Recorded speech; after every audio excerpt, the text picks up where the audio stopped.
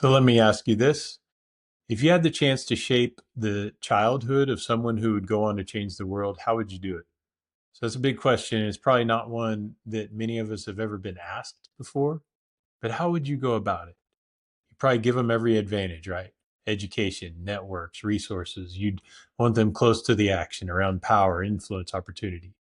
If it's basketball, you're going to get them on the best AAU teams with the best personal coaches, put them on traveling teams, drive them to the gym every chance you get. If it's education, you're going to get them into the best school systems. Make sure they have private tutors, take AP courses, concurrent work as early as possible, as often as possible, and have the strongest possible resume for their college applications. Jesus' story is a little different. He's born in harsh winter conditions. He's sleeping in a feeding trough, and he grows up in a backwater town. He spends most of his life in the back. And I wonder if many of us have ever really thought about why. What's up, everybody? I'm Tyson Putthoff, and this is scene 2 of the JesusX30 challenge. Today, we're looking at Jesus' birth, childhood, and emergence into public life. And what we're going to see is that this quiet stretch, these years of obscurity that the gospel writers and historical records really are just almost completely silent on, this stretch of Jesus' life that we don't know much about, it was absolutely not wasted by any means. It was preparation, it was intentional, it was strategic, and it says a lot about what kind of king Jesus actually came to be. We're talking about the years chronologically, historically, from about 2 BC to 27 AD. Jesus is born under the shadow of Rome. Joseph and Mary live up north in Nazareth in the Galilee, but have to make the trek to Bethlehem in Judea for a census. It's about a 90-mile trip on foot through the hills and Roman roads in the winter. Not exactly a baby moon, which apparently is a thing that people do before they have a baby. Anyway, Bethlehem matters. It's David's city. It's tied to prophecy. It's also a small town. So in the bigger picture of the Roman world and the broader ancient Near East, it's really nothing noteworthy. Same with Nazareth. It's remote, poor, and looked down upon, even by others in the Galilee. But that's where Jesus is raised, not Jerusalem, not Rome, not even Judea down in the south, the region surrounding Jerusalem. Jesus grows up in the Galilee, and that's an important detail because it really gives shape in many ways to Jesus's whole mission. So here's how this all unfolds. We know the story, but let's go over it. Mary's already pregnant, divinely pregnant, and Joseph is still trying to figure out what to do. Remember, he's a good man, but he's caught in a tough situation that could really cost him more than his reputation. It could cost him his family name, everything. So in Jesus's world, the loss of honor in a situation like this and the type of shame he would have brought upon himself and everyone around him, it would eventually have led to his demise, his social and religious and possibly economic bankruptcy. But after an angel appears to Joseph in a dream, he comes to embrace the situation and he really leans in and he stays. He sticks around. He takes Mary as his wife, even though it's complicated and, again, messy. Jesus' story is so messy. Think about this for a minute. The birth of Jesus, the Son of God in human form, it doesn't happen in the light of celebration, but under a pretty suspicious and shameful and hush-hush situation. In spite of all of this, Joseph and Mary embrace it and they step into it with trust. And probably the angels and angelic visitations helped, but they take the leap, and they no doubt had a lot of nerves, moments of doubt, but ultimately they move forward with what God has called them to do. So Jesus ends up being born in Bethlehem in the lower room that served as the stable in the cold. The empire is busy counting people for taxes, and here's this couple. They're forced to travel under imperial orders, give birth to a child they believe is from God. And there's no room for them, no comfort. It's just survival, pure survival. But it's in that space, away from the centers of power and prestige and wealth and honor. It's in that space where a light breaks through. Angels appear to shepherds in the fields, not to kings, not to priests, to night shift workers who get the news first among any humans that a Savior's been born. And way out east, remember the Magi? They see something in the sky, some sort of divine sign, and they head west. They show up in Jerusalem sometime later asking about this King of the Jews, and it really sets off a firestorm. Herod hears about it, and remember, Herod is a paranoid, vindictive ruler. He can't take criticism. He can't stand it if there's any threat to his power and his honor and his prestige and his wealth. So he hears about it. He panics. He starts scheming, which is what we'd expect from a guy like Herod. He's infamously brutal and desperate to hold on to his power. He's even known to have killed his own family members whom he thought were a threat to his throne. So these magi were more than what we call wise men or mistakenly called magicians. Magi were well known in the ancient Babylonian and Persian world for being these people who had a pulse on what was happening in the heavenly world. And they were critically important for informing rulers of the empires about happenings and threats that they learned about by reading the stars. So they see this celestial sign, this thing in the sky, which is probably not an actual star or anything, but is probably an angelic figure who leads them to the west, and they follow it to Judea, where Jesus is born. They get there. It's not just three wise men traveling alone like we often depict it or imagine it, but they're part of a massive caravan traveling from a long way away in the east. And their arrival in Jerusalem definitely would have caused a stir. Naturally, as the local ruler, Herod invites him to his palace, which leads him eventually to launch his search for the newborn Jesus. So while Jesus is being honored with gold and frankincense and myrrh, he's also being hunted. And you got to understand, too, that Herod is already on shaky grounds with Rome because he's had a bit of trouble keeping the peace on this eastern edge of the Roman Empire. If you picture the land of Judea at this time, it's basically the eastern frontier of the Roman Empire. And so part of Herod's rule and part of his job is to keep peace over on this end of the empire. And he's had some issues. So he's in some hot water already with the Roman Empire. Joseph gets another divine message, and this one tells him to leave. So they flee to Egypt for safety. Another long and dangerous journey. Again, they're refugees on the run from state violence. And that's peculiar. And it's all part of Jesus' earliest story. Skip ahead sometime, Herod dies. An angel tells him, hey, it's safe to go back, but go back up north. So this is what they do. That's where Jesus ends up. They arrive back into the Galilee. That's where Jesus grows up. Quietly, though, he learns carpentry. He lives among ordinary people. He grows up an otherwise normal life. But he grows into his identity, okay? He didn't just walk around with infinite knowledge of who he is, of the makings of eternity and of heaven. He has to learn who he is from conversations with mom and dad, from conversations with his cousin John, from conversations with religious teachers and leaders, from synagogue learning and studies in scripture. He grows into his self-understanding as the Messiah and Son of God. And it's interesting, too, that there are all these little moments scattered throughout the story that show us just how rooted in his world and culture and the traditions and contexts of first century Judaism Jesus is from the start. He's circumcised on the 8th day, brought into the covenant of Israel, right?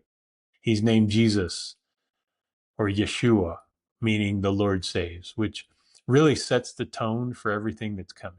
He's brought to the temple in Jerusalem as a baby where Simeon, remember Simeon, sees him and declares that his eyes have seen God's salvation, a light for revelation to the Gentiles and the glory of the people of Israel, which is in Luke 2. Then later, when Jesus is 12, we get this kind of one-time glimpse of him as a kid. And he's in the temple again, and he's dialoguing with teachers, asking questions, listening, learning. And he's not in there, grandstanding, declaring who he is and witnessing and evangelizing. He's just learning. And even then, people are starting to notice that this kid is a little bit different. But then we don't hear anything for the rest of Jesus' teenage years and into his mid-20s. Nothing. He just grows up in Nazareth. We just know that during those silent years, he's preparing for the moment when he'll finally take his identity, his mission, his messianic campaign public. It's easy, I think, for us to skip over these early years, but I think that they matter a lot more than most of us are ever taught. Jesus grew up an otherwise normal life, but remember, he had a messy story too, that he always had to live with. He wasn't rushed into the public eye. He didn't show up out of nowhere. He didn't drop down from heaven in some spiritualized bodily form. He lived real years in obscurity, doing chores, learning a trade, getting sick, having good days, having bad days, walking the dusty roads of a nowhere town, playing on the rocky cliffs surrounding Nazareth. I mean, I can even imagine that he and his friends probably make believe, that they were soldiers, that they were pretending that they were the Maccabees from a couple centuries before, or King David and his troops ousting their enemies and rescuing God's people. Jesus was a kid, a regular kid living a regular life during this time. And he also grew up seeing what life was really like as a minority in the world's most powerful nation, the most dominant and expansive empire the world had ever seen. He watched his dad work as a laborer, sometimes struggling some years to find work when building was slow, and being gone at times when the job took him away from Nazareth, possibly and probably to booming cities like Sepphoris. He watched his mom, and despite her resolve and faith that we all know about, that Jesus was from God and in memory of Gabriel's message to her that night before he was born, he watched his mom walk to the markets each day to the Whispers. She was the unwed teenager who got pregnant with God's son. A blessing she knew to be true, but in the minds of the doubters and the haters, this was a mark of shame. And at some point between the time he was 12 and the day he went public with his campaign, Jesus' dad was no more. We're not told what happens, but we know Jesus had to carry the family from that point on. And so he did. And all along the way, his mom, Mary, who cherished these things in her heart, we know from Jesus' birth in Luke, taught Jesus who he was, helping him as he grew intellectually and physically and spiritually and emotionally to understand his identity as the Son of God and his mission as the Messiah. And that slow and otherwise quiet preparation time, that time before we really hear anything about Jesus, that was all part of the plan. You got to understand that all of those years, Jesus wasn't just sitting back and waiting to become the Messiah. Through life, through relationships, through experiences, he was prepping to be the Messiah. His entire public campaign lasted just over 2 years, from sometime in the early part of 27 AD to the spring of 29 AD, when he's crucified and raised during Passover.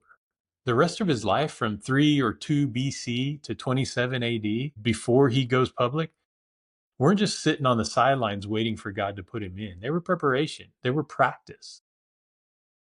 And many of you know a lot more about this than I do. But I love physics. I love cosmology. I love astronomy. It all just blows my mind. Everyone has heard about Albert Einstein, right? E equals mc squared. The theory of relativity, things like that. Did you know Einstein wasn't in some fancy lab or hammering out his mathematical equations with scholarly colleagues when he came up with his big ideas about gravity, what we now know as general relativity? He was literally sitting in a Swiss patent office in the early 1900s, going through paperwork, stamping patents. For someone with his brain power, this was mindless work. You've got to imagine that. And somewhere in that quiet, ordinary space, he's looking out his office window and he starts imagining, literally picturing gravity in his head. Up until this time, for the last hundreds of years, gravity was thought to be this thing that pulls on you. It pulls you down to the ground, right? That's what gravity, and that's what most of us still think. But he's picturing gravity not as something that pulls us down. Most of us think that when an apple falls, it's being pulled to the earth by gravity, right? Einstein starts to imagine it as something that literally bends space and time. Like if you basically put a bowling ball on a trampoline and it warps the flat surface of the trampoline around it, and everywhere that bowling ball rolls, it warps the space around it. That's how Albert Einstein imagined and proved gravity to work. Okay, so for those of us who aren't as familiar with the world of science, with this idea, Einstein literally changed the way we understand science even today. It's a pretty wild story, but it goes to show that sometimes these world-altering ideas aren't always born in the spotlight, right? Many times they're born in the most hidden, overlooked times and places of life, in the mundane. For Einstein, it was sitting in a patent office. He wasn't an academic at the time. He wasn't a professor. He wasn't a world-famous researcher. He was just sitting there, looking out a window and imagining. And in those mundane times, in those times when we just feel like we're just wasting our life waiting for God to put us in the game, to give us that groundbreaking idea, sometimes that's when God is doing his greatest work to prepare us. The majority of Jesus's life took place before he ever stepped onto the public stage. Okay? From the year 2 BC to the year 27 AD, nobody really knew who Jesus was. And then in just over 2 years, from 27 to 29, he changed the world. I know that a lot of us spend long stretches of our lives feeling unseen. Like you're waiting for something to happen. You're wondering if who you are and what you're doing even matters.